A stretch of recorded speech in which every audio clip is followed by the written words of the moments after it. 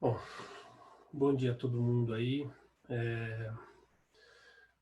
Vamos iniciar nossa conversa de hoje, que a gente vai falar de fé, força e coragem, força, coragem, fé, força, na ordem que queiram. E a gente vai falar sobre esses três itens, mas de verdade eu tenho a dizer para vocês que não vamos falar de nada, nenhum desses três itens. Nós vamos falar, na verdade, da principal força que se contrapõe a essas três virtudes.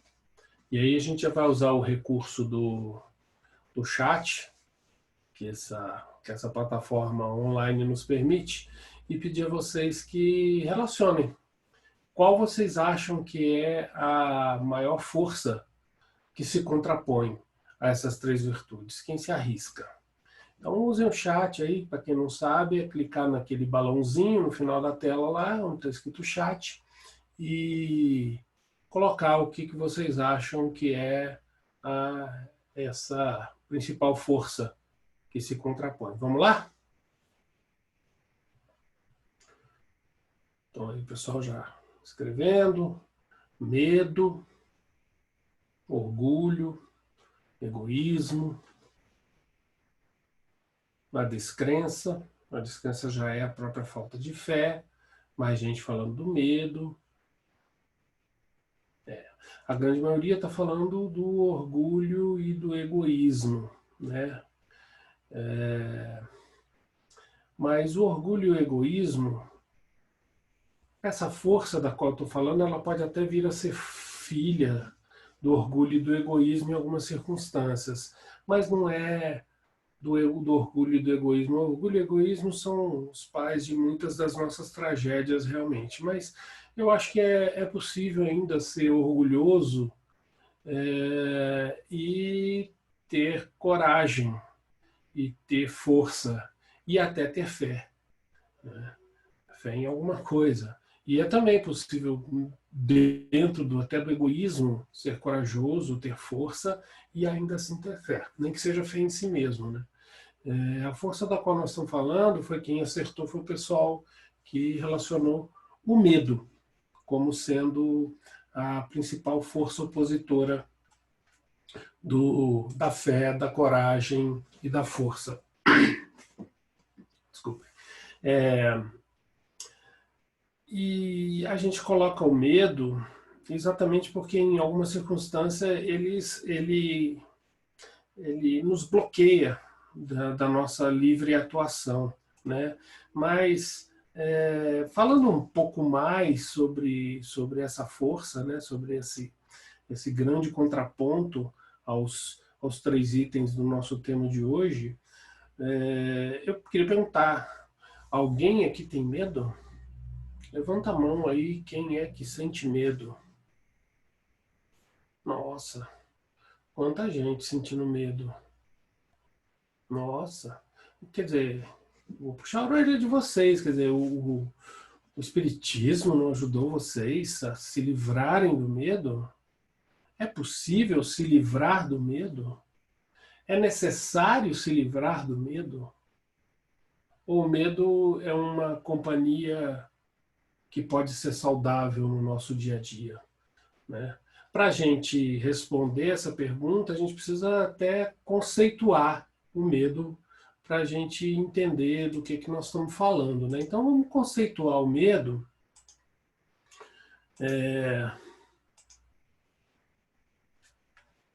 O que diz, por exemplo, numa definição mais psicológica, que ele seria um estado afetivo suscitado pela consciência do perigo, ou que, ao contrário, suscita essa consciência. Ou seja, o medo pode ser consequência de um estado de perigo, consciente de perigo, ou ele pode ser o motivador da consciência do perigo. Quando algo lhe diz que não vai dar certo e você, então, parte para o lado do medo. E se a gente for olhar para essa definição, a gente vai ver que é da natureza humana ter medo. Né? Porque o medo ele se estabelece sempre que exista um perigo, ou que exista um risco. E é a condição natural humana de ser tomado por essa emoção chamada medo. Outra definição é que ele é sinônimo de temor, de ansiedade irracional ou fundamentada e de receio. E é legal essa definição de ansiedade irracional, porque ela vai mostrar para a gente que o medo não pode ser tratado racionalmente, muitas vezes. Nosso público feminino aqui é grande, né? Mas eu tenho certeza que entre o público masculino, muitos deles não admitem. É comum, por exemplo, o medo de barata, o medo de rato, né? É razoável dizer para uma pessoa que tem medo de barata, que tem medo de rato, assim, nossa, não tenha medo. É um bicho insignificante que basta o seu pé para se livrar dele. Ele tem mais medo de você do que você dele. É razoável usar esse tipo de argumento com quem tem esse tipo de medo? Porque é o medo irracional, o medo que não tem explicação, simplesmente você tem medo e pronto. Não adianta racionalizar esse tipo de medo, né? O que a gente precisa é compreendê-lo e, a partir daí, tomar medidas a respeito dele. Porque se a gente for olhar, o medo tem diversas origens, né? A primeira delas podem ser nossos condicionamentos. E por condicionamento, eu estou dizendo aquelas coisas que nos chegam, muitas vezes inconscientemente, e que a gente adota talvez o medo do outro ou o medo que o outro nos quer impor. Isso é muito comum na relação entre pai e filho. Os pais, por mais boa vontade que tenham, às vezes eles geram esse tipo de coisa. Olha, é o medo do homem do saco, é o medo do policial, é o medo de uma série de coisas. Quando o pai não tem condição de lidar com aquilo e explicar racionalmente para a criança que ela não pode ter determinadas posturas, normalmente ele usa o medo como sendo o instrumento de convencimento, né? Dá certo naquele momento, mas ele pode criar condicionamentos que vão nos levar futuramente a ter medo. Eu acho que todo mundo entende do que eu estou falando. Uma outra forma de você adquirir o medo é através das nossas experiências mais traumáticas. E dentro do espiritismo a gente sabe que a gente pode ter experiência traumática desta vida ou de outra vida, não importa, não faz diferença. O medo ele se estabelecerá da mesma forma. Tem aquela coisa que você não sabe por quê, mas você tem medo. Você tem medo de escuro, você tem medo de lugares fechados, e você não tem uma explicação para isso. A explicação pode ser num fato qualquer que aconteceu nessa vida ou em outra. E existe um outro tipo de medo, que é o medo do desconhecido. Quando você vai enfrentar uma situação que você nunca passou por ela. E você, de certa forma, você tem medo. Por exemplo, eu tive medo de fazer essa palestra online. É a primeira vez que a gente está fazendo uma palestra online, né? A gente faz palestra presencial, olhando nos olhos das pessoas, e eu, pela primeira vez, vou fazer uma palestra que tem essa, digamos, essa frieza de eu não estar olhando. Tudo bem que a gente tem aqui as carinhas de vocês, mas não dá para ver as reações, é diferente. Eu não vejo todo mundo também, estou vendo um pedacinho. Então, é normal que a gente tenha medo de situações novas, que a gente nunca vivenciou, né? Então, isso tudo é para dizer que tudo bem ter medo, né? Não é o espiritismo que vai por si só tirar o nosso medo, né? E pelo contrário, o medo não necessariamente ele é negativo, né? O medo nos foi dado desde os primórdios da nossa evolução, ainda na nossa fase irracional, na nossa fase instintiva. Na verdade, o medo é um grande instinto. E se a gente for olhar para Kardec, se a gente for olhar para o Livro dos Espíritos, a gente vai ver que o instinto ele é sempre positivo, ele sempre nos leva para o lado do bem. O animal ele sempre responde da forma correta aos estímulos que ele recebe, né? O instinto não erra. Então, se por instinto nós temos medo, é sinal de que é razoável ter medo, é normal ter medo, é natural ter medo. O que vai nos diferenciar é a reação que a gente tem, é o comportamento que a gente vai ter diante de uma situação de medo. Então, aí eu, de novo, vou pedir para vocês relacionarem quais são os comportamentos naturais e resultantes do medo. Né? Quais são os comportamentos que nós temos normalmente em situações de medo? Então, vou pedir a vocês aí que relacionem essas situações, que vai servir para a gente dar curso à nossa explanação aqui. Vamos lá? Então, todo mundo escrevendo aí quais são as situações quais são os comportamentos que a gente assume a partir das situações de medo. Bora lá, gente.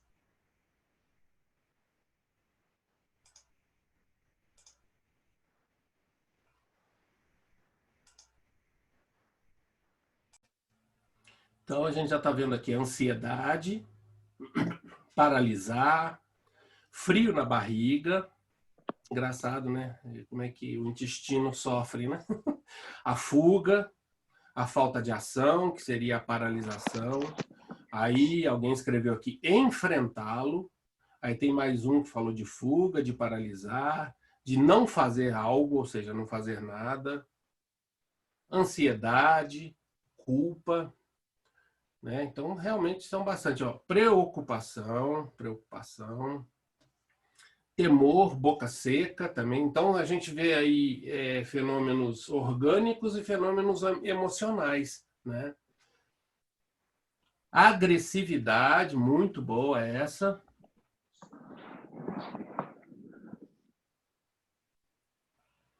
Acho que tá bom, né? Porque apareceu bastante coisa aí. Apareceram principalmente coisas negativas, né? E essas coisas, elas estão mais ou menos aqui espelhadas também no slide.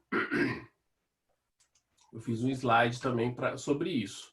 Então, a gente vai ter comportamentos que são, digamos assim, negativos, ou nem sempre negativos, né?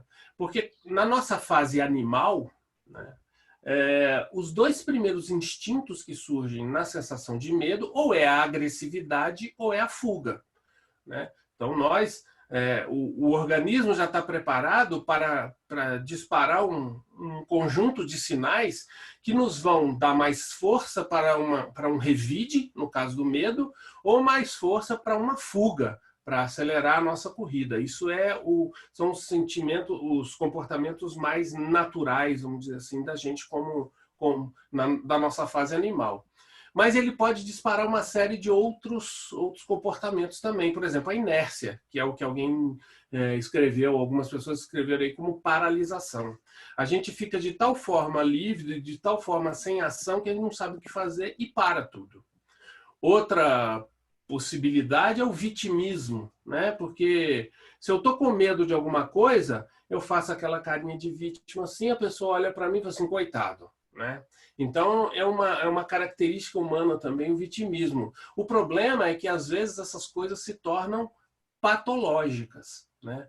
O pessimismo, né, a partir das situações de medo e de ver que uma coisa vai dar errado, a gente passa a partir daí a adotar uma postura pessimista diante da vida. Mas existe também a arrogância e a prepotência, né?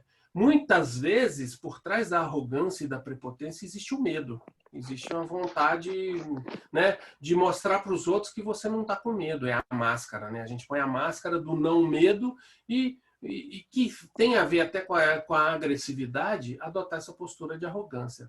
Mas isso são posturas, vamos dizer assim, pouco positivas ou até negativas, né? Se a gente for olhar para o mundo corporativo, o medo é tratado com outro nome, a gente chama de risco, né? Então, todo projeto, toda empresa, ela faz as suas análises de risco para ver o que fazer. Mas ao analisar o risco, ou o medo que a empresa tem de algo externo que possa ameaçar a sua saúde, existem algumas coisas que a empresa faz e que fazem parte do que a gente poderia chamar de comportamentos positivos perante o medo, que é, em primeiro lugar, a prudência, né? É a prudência que nos dá. Então, quando uma empresa, quando um projeto analisa risco, ele vai falar assim, primeiro, as medidas, primeiro identificar esses riscos, identificar esses medos, né? Depois fazer uma relação do que eu posso fazer para me precaver para que esse risco não aconteça, ou seja, para aquilo que eu tenho medo que não venha a me atacar, a me oferecer, né? E segundo, o que eu faço para, na ocorrência daquela situação que você tem medo, para amenizar os efeitos daquele medo. Então, a gente vai adotar a prudência, a gente vai fazer um planejamento, a gente vai ter precaução para as tomadas de decisão e a gente vai adotar planos de contingência e, finalmente, em alguns extremos, a gente vai ter que mudar algo. Né? Então, é uma força positiva, o medo é uma emoção positiva na medida em que a gente consegue lidar com ele, se precaver e até tomar medidas de quando ele vier a ocorrer, o que a gente faz. Né? Então, o medo é muito importante na nossa vida. Né? É fundamental que a gente tenha medo. Então, não temos que correr do medo, nós temos que compreendê-lo. Né? E o momento que a gente está vivendo agora, né, cada um nas suas casas, não podendo se abraçar, não podendo ter esse contato físico que a gente tanto precisa, ele está oferecendo para a gente muitas oportunidades de reflexão, porque nós estamos vivendo o desconhecido. Nós estamos vivendo pela primeira vez na nossa história, na história moderna, um momento em que a gente não sabe de fato, principalmente nós que somos leigos, não sabe onde chegaremos, né? Mas ele é um momento muito rico, né? É um momento riquíssimo, porque ele está forçando a gente a olhar para uma questão que até então a gente se omitia, né? A gente se omitia em relação a ela, que é o modelo, diria, sociopolítico, econômico em que o mundo está inserido. Né? E eu digo que a gente se omitia porque, de verdade, esse modelo sempre foi frágil do ponto de vista humanitário. Né? Porque esse modelo ele admite a nossa omissão, né? Sem dor na consciência, sem peso nenhum, de que a gente tenha alguns milhares de seres humanos que tenham tantas posses, tanto dinheiro, tanta riqueza, que não tem nem o que fazer com isso durante uma ou várias encarnações e toda a sua família, enquanto que alguns bilhões de pessoas acordam hoje sem saber o que vão comer ou se vão comer.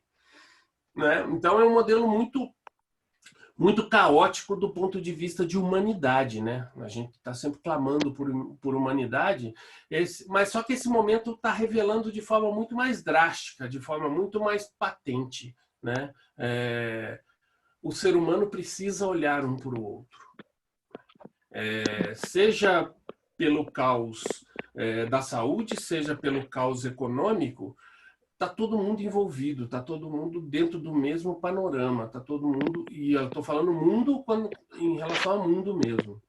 E quando eu penso nisso, eu sempre penso no significado da parábola dos trabalhadores da última hora, né? Em que aquele senhor ele contrata no início do dia as pessoas por um determinado valor e na última hora os que aderirem àquele trabalho também, mesmo que seja faltando algumas horas só para terminar, eles vão receber o mesmo valor que os que aderiram na primeira hora. E muitos deles se revoltam, falam assim, não é justo que ele receba o mesmo que eu. E é esse muito pensamento nosso, né? O pensamento de não olhar só para mim, se está justo aquilo que eu tenho, mas olhar que o outro não é justo que ele receba o mesmo que eu. Qual é a importância que tem se o trabalho do outro foi contratado a posteriori, se o que eu estou recebendo pelo meu é justo. Né? Então, a gente tem que olhar para essa coisa com muito mais acuracidade do que a gente vinha olhando. Então, esse é um dos desdobramentos. Né? Mas o aspecto não menos importante que faz sentido com o que a gente está falando nessa palestra aqui é que esse vírus abençoado aí, ele nos igualou a todos nós. e nos igualou no medo, né? Graças ao medo, nós todos somos iguais. Todos estamos no mesmo nível de vulnerabilidade. É lógico que a gente pode abordar algumas questões sociais, da pobreza, da velhice e tudo mais, mas todos nós estamos com medo. Seja o medo do contágio, seja o medo do caos econômico que pode advir daí, a não ser os totalmente alienados, 100% da nossa população está vivendo esse processo de medo, está vivendo esse medo. Um amigo meu me escreveu esses dias, né? Chico Xavier foi trazido à luz por Geraldo Lemos, que Chico Xavier teria revelado a ele que a espiritualidade nos deu um prazo aí, um suposto prazo para a gente se estabelecer como humanidade, né? Para a gente não causar uma guerra ou uma guerra que causasse uma destruição em massa, né? Foi chamado como data limite para quem acompanhou isso, que teria expirado em algum dia de julho do ano passado. E esse amigo me perguntou, Renato, porque eu contei esse caso, falei com detalhes do que se tratava essa revelação aí do Chico, que chamaram de profecia não tinha nada, foi só uma conversa entre ele e Emmanuel, né? E, digamos assim, profecias estão aí para serem rompidas mesmo, né? Mas expliquei para eles do que se tratava e quais seriam as consequências daquela época. E esse amigo me escreveu dizendo assim, Renato, será que esse vírus aí não é a prova de que a gente não passou no teste?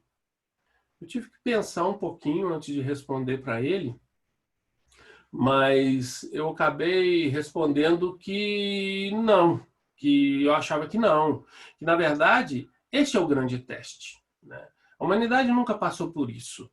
Esse é o grande teste, que na minha visão como sairemos desse processo é que vai dizer do nosso aprendizado, de tudo que a gente aprendeu com isso, de como nós evoluímos, crescemos ou deixamos de crescer nesse processo todo. Se depois de passar desse desafio nós não estivermos melhores como humanidade, se não elevarmos a frequência média dos nossos pensamentos, das nossas condutas, do nosso dia a dia, e continuarmos achando que tudo se resume a um maniqueísmo cego, sem sentido, eu estou do lado do bem, portanto quem está contra mim é do mal. Se a gente continuar desse jeito, nos odiando por questões outras que não têm a ver conosco, por pessoas que nem sempre são dignas tanto assim da nossa idolatria, se a gente continuar desse jeito, realmente eu acho que a gente não aproveitou nada desse momento. É o momento, então, acho que a humanidade, com esse vírus, e a humanidade mesmo, está diante de uma encruzilhada. Ou nós nos voltamos para as necessidades humanas, a gente como espécie, que o instinto de conservação, né, que nos foi dado, a lei de conservação que nos leva a preservarmos tanto a nós, quanto a nossa família, quanto a humanidade como um todo, se nós não pararmos para olhar que a fome é uma epidemia, né, e que faz sentido a gente olhar isso em nível mundial, se isso não reforçar esse tipo de conceito, realmente a gente não vai ter aprendido nada e talvez seja a demonstração de que nós não estamos preparados para essa grande transição que chega aí. Mas eu sou otimista, eu acho que é sim, né? A gente já viu um caldo de novos sentimentos, de novas posturas, de novas buscas acontecendo isso, né? Então, com isso, o momento é muito propício e rico para que a gente aprenda, para que a gente reflita, né? Eu vou compartilhar com vocês aí um áudio. Me desculpem se vocês já tiverem tido acesso a esse áudio, mas é a leitura que o Rolando Boldrin, para quem não conhece, ele é um que eu vou dizer que ele é? Ele é um apresentador, né? Ele é apresentador, foi apresentador do programa Som Brasil na TV Globo. Hoje ele apresenta um programa chamado Senhor Brasil na TV Cultura, que traz músicos pouco conhecidos para o cenário musical, e ele é um cara assim muito sensível, né? Ele às vezes recita poemas que deixa a gente bastante tocado na forma que ele tem de recitar. E circulou esse áudio aí como sendo de uma carta, uma mensagem psicografada. Não está identificado o espírito, mas, como diz Kardec, a gente analisa a mensagem pelo conteúdo, né, pela identificação do espírito, nem por nada. E o conteúdo dessa mensagem é muito rico, muito bacana para que a gente entenda, para que a gente adote algumas posturas diante da vida. Eu vou compartilhar com vocês, eu estou meio ainda pouco familiarizado com essas coisas, mas eu acho que eu vou conseguir. Oi, meus queridos amigos. Chegou ao meu conhecimento, mandaram para mim, enviaram para mim um texto para esses momentos que nós estamos vivendo, não só no Brasil, mas como no mundo inteiro. Um texto muito interessante que eu acho que vale a pena, nesse momento, ler para vocês. É um texto psicografado. Bom para aqueles que acreditam, né? Psicografado por um espírito de luz. Esse espírito de luz nem deu o nome dele, porque o espírito não está preocupado com a projeção do seu nome, é claro. Então eu vou ler para vocês. Tem até um título. Em 15 dias.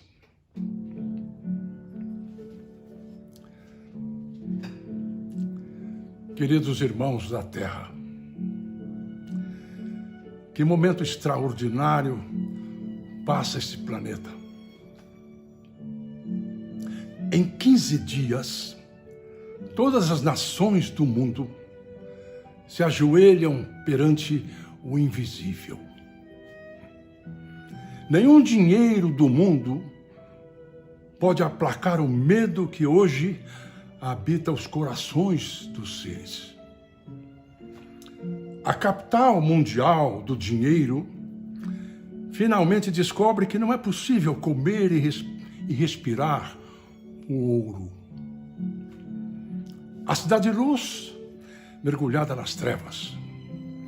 A cidade eterna parece condenada a encontrar seu fim.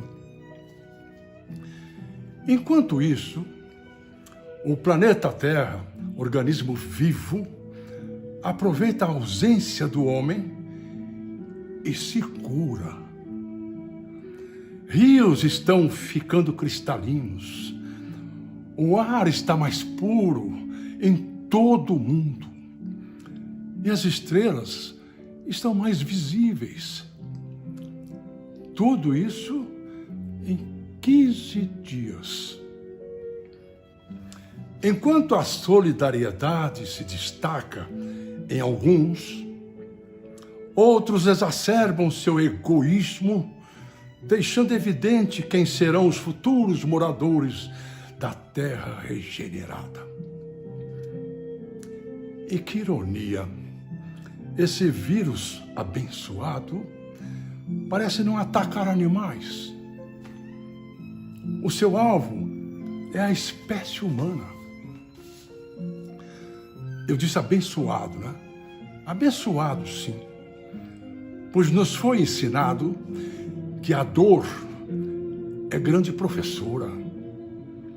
E quantas lições podem ser aprendidas com essa situação? Sabemos que para o espírito na matéria é difícil ver as coisas com os olhos da alma.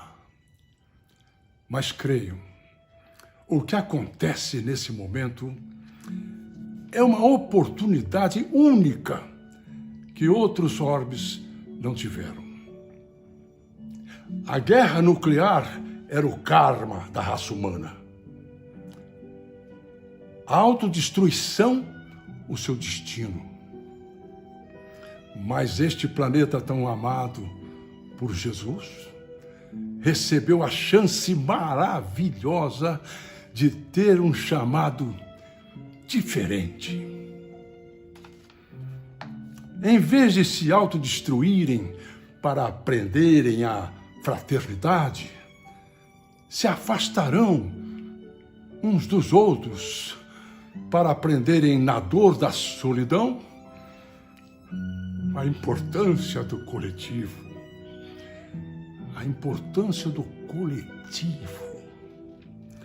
Sentirão na falta de contato humano a importância de um abraço. Os seus contatos virtuais não serão suficientes para aquecer seus corações. Dor, lágrima e sofrimento ainda serão sentidos nos próximos meses. Mas feliz daquele que entende esse momento sublime. No mundo espiritual, seres elevadíssimos acompanham o momento com atenção e um amor infinito. É finalmente chegado a hora. É finalmente chegado a hora. A terra amada não será mais a mesma. Se pudessem ver o que vemos, veriam um espetáculo que está sendo a mudança vibratória do planeta. Que força tem a oração? Que força tem o pensamento? Tudo em 15 dias. O que não será possível quando essa vibração for perene? E como é infinito o amor do Cristo. Ele está em cada coração, em cada oração, em cada pensamento. Como um pai que não abandona um filho. Que ser extraordinário, com que um simples raio de seu olhar magnânimo seria capaz de ofuscar o próprio sol. E esse ser gigantesco olha para a terra com piedade e amor. Então, que motivo existe para se ter medo? O momento é de esperança. O momento é de mudança. Mudança para uma nova era. É chegada a hora de espalhar a esperança. Esperança. Aqueles que têm consciência do atual momento está sendo bem-vindos a um planeta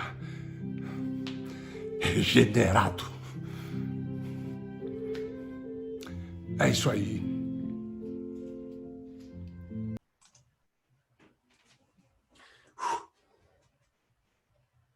Bacana, né?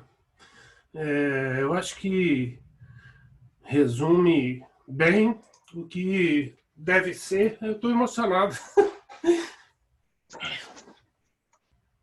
O que deve ser a nossa postura diante disso. Deixa eu respirar aqui. Boldrin é muito rico, né? Ele é capaz de causar essas coisas na gente. Me desculpem, gente, mas é realmente muito emocionante. Eu acho que é isso, né? Ou a gente agora toma consciência disso, e nós espíritas temos um papel muito importante nisso tudo, né? Porque nós precisamos nos fortalecer primeiro, né? Eu acho que não adianta a gente querer sair por aí já ávido de fazer alguma coisa sem que a gente busque essa força, né? Eu estou vendo a Marta com a mão levantada aí. Marta, você quer colocar alguma coisa? Quer fazer uma pergunta antes que a gente prossiga?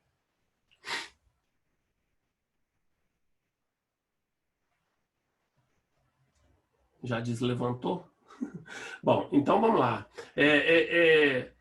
A primeira coisa que a gente precisa entender é que o medo é natural, ninguém precisa se cobrar pelo medo. Sentir medo vai fazer parte da nossa realidade, é aquilo que a gente estava falando, é natural e faz parte de nós, sentir medo. Né? Então, quando eu estava preparando isso, eu redescobri um amigo muito querido nas redes sociais, também são os benefícios desse processo todo, né? É o Carlos Abranches, que eu conheci como Guto. Carlos Abranches é um espírita de primeira linha. Aí. Hoje ele é âncora do principal jornal regional lá do Vale do Paraíba, né? Se alguém já tiver tido contato com ele, mas é uma figuraça do movimento espírita também. Conheci o Guto quando ele tinha 17 anos e ele já era dono de uma sabedoria assim que impressionante. Eu tinha 21 para 22 anos e ele tinha 17 anos, mas já revelava uma maturidade espiritual assim, impressionante. E ele, sem saber de nada que eu ia fazer, algum tipo de palestra, ele postou na timeline dele um slide sobre os nossos comportamentos e como deveria ser a evolução do nosso posicionamento diante de tudo isso que está nos acometendo. Né? Então eu peguei o slide dele e falei assim, eu tive o atrevimento de mexer em algumas coisas. Então eu vou mostrar para vocês aí esse slide do que na visão dele... aliás, eu tenho que parar aqui para fazer uma coisa. 50% do conteúdo dessa palestra é da minha esposa Denise, tá? Da D. A hora que ela começou a falar sobre o que eu devo, que seria legal falar sobre isso, eu falei assim, Dê, eu vou falar para o Edu que você que vai fazer a palestra. Mas ela, com o jeito dela, né, com a timidez que lhe é natural, falou, não, você fala. Então aqui eu estou sendo quase que o médium, né, psicofônico dessa mensagem toda. Posso estar com o meu animismo deturpando a mensagem que ela queria passar, mas espero que não. Espero que eu esteja... não sendo tão prejudicial assim a mensagem dela, e os outros 50% foi esse slide do Guto que eu acabei achando, tendo a felicidade de tê-lo compartilhado na minha timeline e que eu adaptei, e eu vou passar para vocês aqui de qual é a postura natural que a gente acaba tendo em situações como essa. Eu acho que é esse aqui. Digam para mim aí, estão vendo aí o meu slide. Dá um positivo aí. Então tá ótimo. Então, o que o Guto diz é que, dada a realidade desta doença nova chamada Covid-19, e dessa nova realidade humana mesmo, né, é natural que nós passemos primeiro pela fase do medo. Que a gente esteja na zona do medo. E quais são os comportamentos naturais dessa zona do medo? Quando a gente se dá conta de todo o noticiário, quando a gente ainda não sabe direito a quem escutar, a quem não escutar, a quem dar ouvidos, a quem não, as pessoas falando, infelizmente aqueles... os tragedistas de plantão, e cada um falando uma coisa, e então a gente se toma pelo medo. E o medo, né, como a gente já viu, ele traz para a gente um instinto de preservação. E é natural que, nesse primeiro momento, a gente vá para o lado do egoísmo. Eu tenho que cuidar de mim e tenho que cuidar dos meus. Né? E ao cuidar dos meus, eu vou ter que fazer alguma coisa. Então eu corro para o supermercado, eu vou fazer estoque, esse negócio vai durar 3 meses, tem gente que fala que vai durar o ano inteiro, tem gente... Né? Então eu vou fazer estoque, eu vou buscar comida, eu vou buscar remédio, eu vou fazer o que puder para eu me preservar e aqueles que estão do meu lado e vou me enclausurar. Tá tudo bem, eu vou ficar aqui encastelado. Mas ao fazer isso, tem uma série de consequências. Primeiro é que a gente não está acostumado com esse convívio tão próximo. Né? Uma boa parte das famílias não está acostumada com esse convívio tão próximo. E aí a gente vê alguns memes que fazem a gente até ri, né? Que é importante a gente rir também. É a pessoa que fala assim, olha, depois que a gente optou pelo isolamento, eu tenho conversado bastante com meu marido. Sabe que ele me parece uma boa pessoa? Né? Quem já não viu isso aí, existe esse tipo de postura. Então, mas também a gente pode ficar irritado, né? A agressividade pode aflorar dentro de nós, pela clausura, pelo convívio forçado, pelo tédio. Quem tem criança sabe como que não é fácil entreter a criança o dia inteiro. E nesse processo de irritação, esse misto de sentimentos que invade a gente, graças a essa emoção chamada medo, a gente até se lembra de Deus, mas normalmente numa postura de exigência. Né? Eu preciso de Deus do meu lado, e as nossas preces são aquelas preces meio que assim, cuida de mim, cuida dos meus, como se Deus estivesse a nosso serviço particular para atender as nossas necessidades nem sempre tão importantes assim. Né? Então eu exijo Deus. O grande risco é a gente ficar paralisado, né? A gente lembra que uma das coisas que a gente colocou é a inércia, e que vocês colocaram também é a paralisação. E a gente entrar nesse círculo, porque assim, essa palavra de tranquilidade, né, que a doutrina espírita traz para a gente, tudo bem sentir medo. É normal sentir medo. É normal que a gente tenha tido esse tipo de comportamento. Ninguém tem que se cobrar por isso, né? Mas é importante que a gente passe de fase. É importante que a gente vá para a próxima, que seria a zona do aprendizado. Né? O que eu tenho a aprender com isso? É nesse momento que eu vou buscar em mim mesmo algo que eu não conhecia de mim. Qual é a minha postura diante de uma realidade como essa? Isso é se autoconhecer, né? O que esperar de mim nas diversas situações em que a vida me coloca? E essa é uma situação nova para todo mundo. Quais têm sido as minhas reações? O que eu tenho somatizado? O que eu tenho pensado? De que forma eu tenho agido? Né? Porque isso vai revelar para mim uma riqueza muito grande daquilo que eu sou de verdade. Né? E também vai me propiciar o conhecimento do outro, o conhecimento daqueles com quem eu não tinha tanto contato assim, e que eu tenho que agora passar o dia com eles. Né? E vai me revelar que essa coisa toda que eu vinha fazendo, e a hora que eu estava na zona do medo, eu comecei a comer desenfreadamente, tem muito meme falando de comida, né, nesse período, eu vou entender que eu preciso cuidar do meu consumo.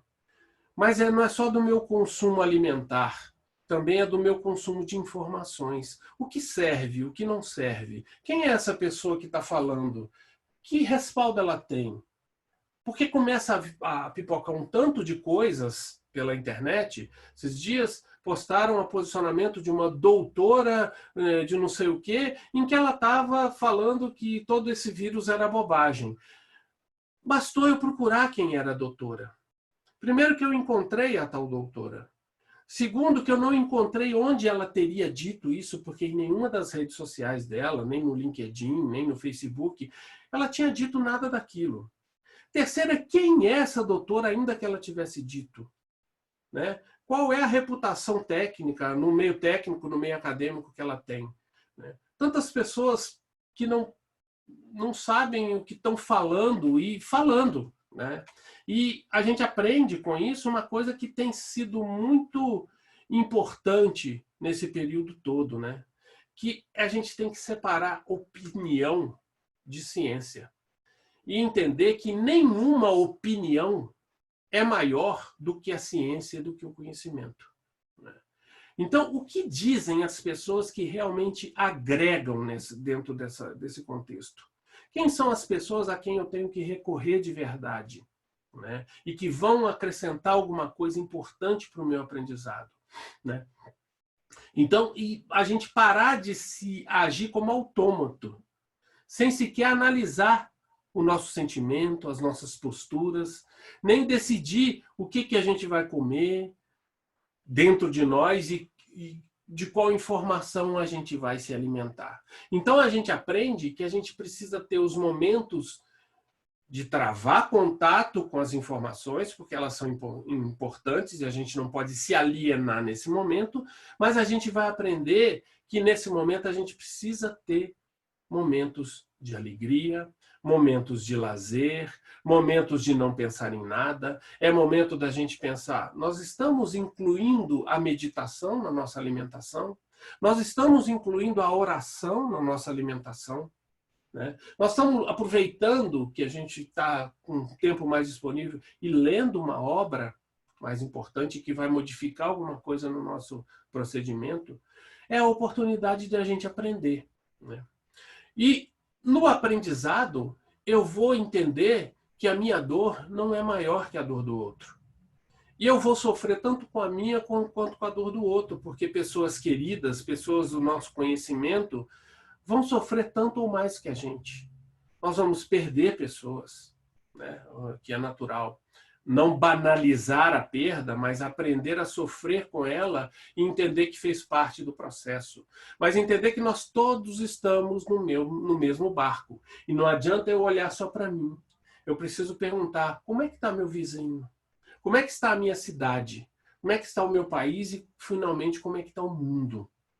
Existe um conjunto de informações obscuras ainda circulando. Como é que eu fico sabendo? Né? Como eu me preocupo com além dos limites da minha casa? E então, nesse momento, eu deixo de exigir Deus e eu vou buscar Deus. Né? Entender que Deus está ao meu lado, né? E não está a meu serviço. E Ele está tanto ao meu lado quanto ao lado de todos os que estão vivendo a mesma situação. Né? Então, se eu exigir a Deus na zona do medo, eu passo a buscar verdadeiramente Deus na zona do aprendizado. E aí sim eu me torno apto a pular de fase. E eu ir para a fase do crescimento. Que é isso que se espera desse momento e é isso que a mensagem que aquele Espírito trouxe nos mostra. É o momento, é a grande oportunidade que nós temos de crescer. Né? Porque aí sim eu vou encontrar um propósito. Aí sim eu vou descobrir que eu posso fazer coisas, que eu posso cantar na internet, que eu posso mandar mensagens na internet, que eu posso, se eu sou um profissional da saúde, que eu posso atender pela internet, que eu posso dar a minha contribuição um pouco mais além dos limites da minha casa. Né? E eu passo a pensar nos outros e, mais do que isso, eu vou para a ação de como ajudar dentro desse processo. E aí sim eu entro no tema da palestra, que aí eu me tomo de coragem. Eu não venci o meu medo. Né? Que, na verdade, coragem não é o oposto do medo. Né? O oposto do medo é o destemor, que muitas vezes é prejudicial. O oposto da coragem é a covardia.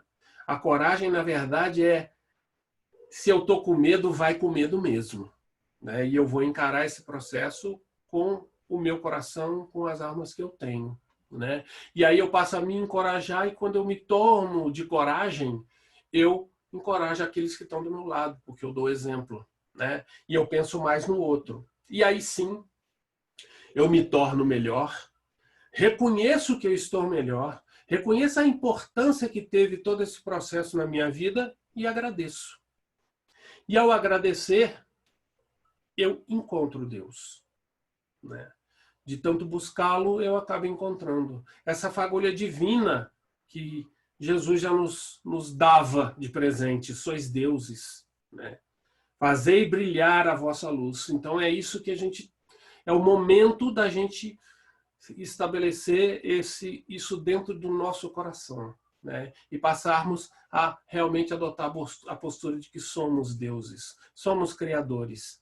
E a hora que a porta do nosso lar se abrir, de novo para o contato social, estaremos modificados. Seremos outra pessoa, porque teremos nos fortalecido na nossa força, na nossa coragem e na nossa fé. E é aí sim que vem o conteúdo da palestra. Né?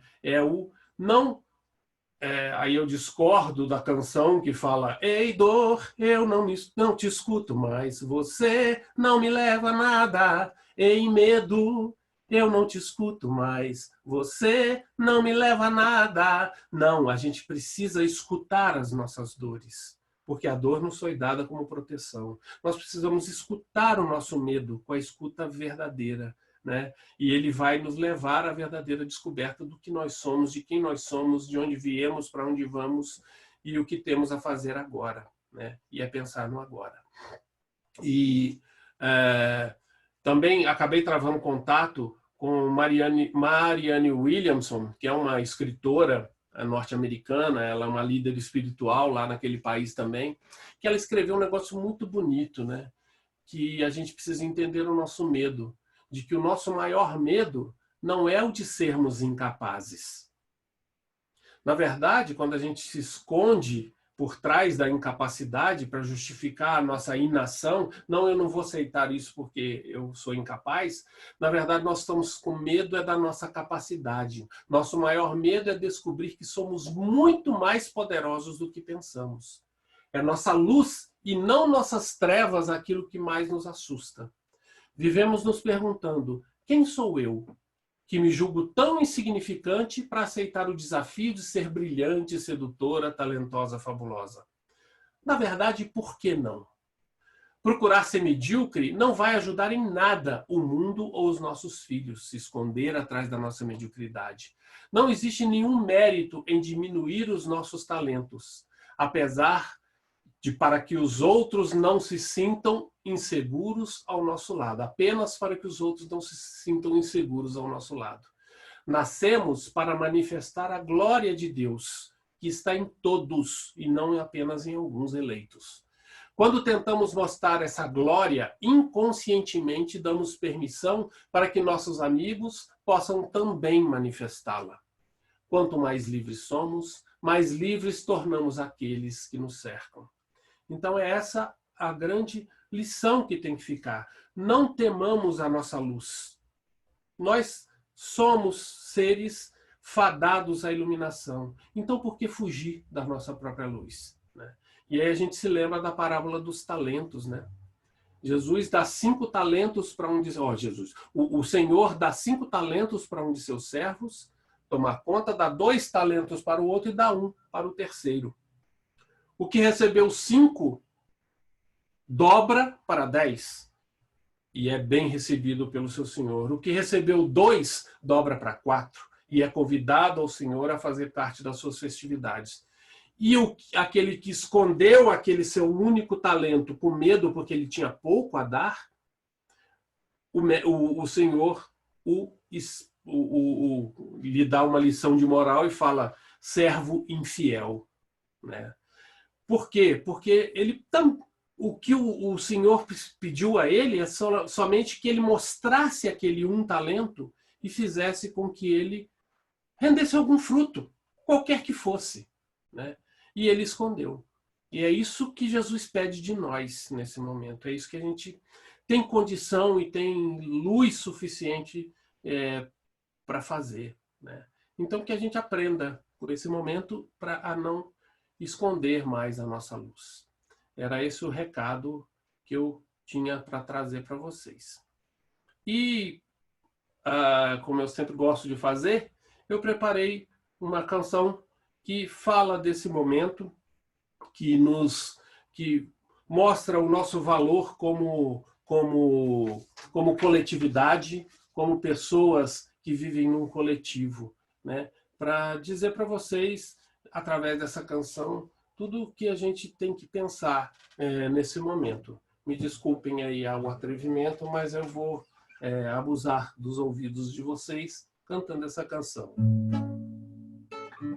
É uma canção de Gonzaguinha. Gonzaguinha, que apesar de ter vivido os momentos mais sombrios da nossa história, né, ele nunca deixou de cantar o otimismo, de falar que viver é não ter a vergonha de ser feliz, né? Mas essa canção não é essa em que ele diz isso. Ela fala assim: há muito tempo que eu saí de casa, há muito tempo que eu caí na estrada, há muito tempo que eu estou na vida, foi assim que eu quis e assim eu sou feliz. Principalmente por poder voltar a todos os lugares onde já cheguei, Mas lá deixei um prato de comida, um abraço amigo, canto pra dormir e sonhar. E aprendi que se depende sempre de tanta, muita, diferente gente. Toda pessoa sempre é as marcas das lições diárias de outras tantas pessoas. E é tão bonito quando a gente entende que a gente é tanta gente onde quer que a gente vá. É tão bonito quando a gente sente que nunca está sozinho, por mais que pense estar. É tão bonito quando a gente pisa firme nessas linhas que estão nas palmas de nossas mãos. É tão bonito quando a gente vai à vida nos caminhos onde bate bem mais forte o coração. Oh, e é tão bonito quando a gente pisa firme nessas linhas que estão nas palmas de nossas mãos. E é tão bonito quando a gente vai à vida nos caminhos onde bate bem mais forte o coração. Ah, o coração, o coração. E aprendi que se depende sempre de tanta, muita, diferente gente. Toda pessoa sempre é as marcas das lições diárias de outras tantas pessoas. E é tão bonito quando a gente entende que a gente é tanta gente onde quer que a gente vá. E é tão bonito quando a gente sente que nunca está sozinho, por mais que pense estar. É tão bonito quando a gente pisa firme nessas linhas que estão nas palmas de nossas mãos. E é tão bonito quando a gente vai à vida nos caminhos onde bate bem mais forte o coração. Oh, é tão bonito quando a gente pisa firme nessas linhas que estão nas palmas de nossas mãos. E é tão bonito quando a gente vai à vida nos caminhos onde bate bem mais forte o coração. O coração, o coração, o coração é o coração.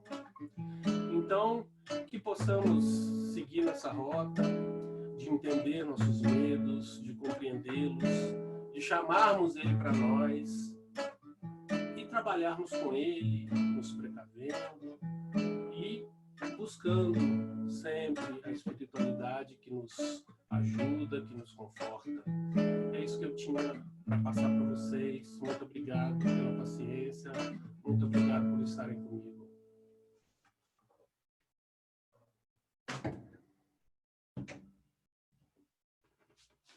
Agora, a sequência.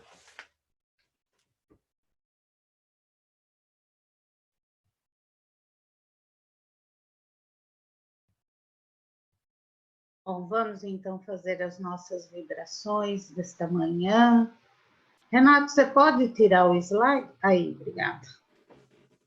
Vocês estão me ouvindo, né? Queria pôr uma musiquinha aí para vocês, mas preciso dos contra-regras aí, ou do Edu, do Paulo, não sei. Você está no computador, Cecília? Estou. Então você vai lá embaixo em Share Screen. Em inglês o seu também? É. Share Screen. Achou aí? Sei. No Share Screen tem o Advanced lá. Tem. No Advanced tem Music or Computer Sound Only. Clica aí e pronto, você já vai estar compartilhando. Clica em Share lá embaixo. Achou? Ai, Renato, muito... Ah, share, tá. Agora o som do seu computador está compartilhado. Espera aí. Deixa eu ver se consigo. Bom, vamos lá, vai, gente. Vamos, senão vai demorar muito. Bom, então vamos respirando profundamente. Vamos deixando que as energias da união das nossas mentes possam penetrar em nossos organismos, renovando as nossas células, nos iluminando, Vamos deixando que esta luz se projete de nós, envolvendo o nosso lar, envolvendo nossos vizinhos, envolvendo nossa cidade, nosso país e nosso planeta. Que esta luz possa, nesse instante, levar a cada coração a paz, a esperança, a certeza do amor de Deus por cada um de nós. Que essas energias possam colaborar com os amigos espirituais para a mudança vibratória do nosso planeta, para que tudo fique conforme os planos divinos. Vamos vibrando por um caso particular de cada um, onde sabemos serem necessárias essas energias, envolvendo também todos os médicos, os enfermeiros, os hospitais, todos os profissionais que estão trabalhando por nós nesses instantes, que eles possam ter renovadas as suas esperanças, as suas forças. Vamos vibrar agora pelas águas dos nossos lares, para que elas possam ser fonte dos medicamentos que cada um necessita para o fortalecimento, para o enfrentamento, tão necessário nessa época. Vamos pedir agora que esses nossos amigos espirituais possam ministrar em todos nós um passe coletivo, onde nossas necessidades serão atendidas, que possamos sentir essas energias, esse abraço de Jesus para todos nós, que nos fortalece, que nos dá novo, nos traz esperanças e renova nossa coragem.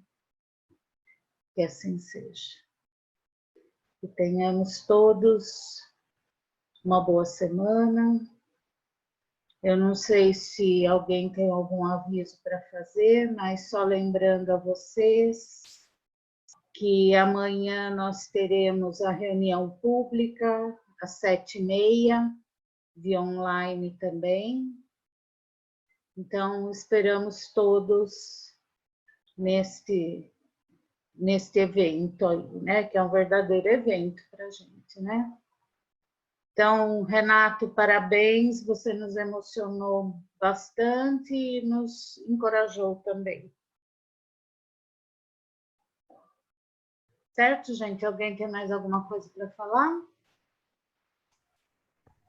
Então, tá bom. Então, bom domingo a todos. Meu muito obrigado para todo mundo.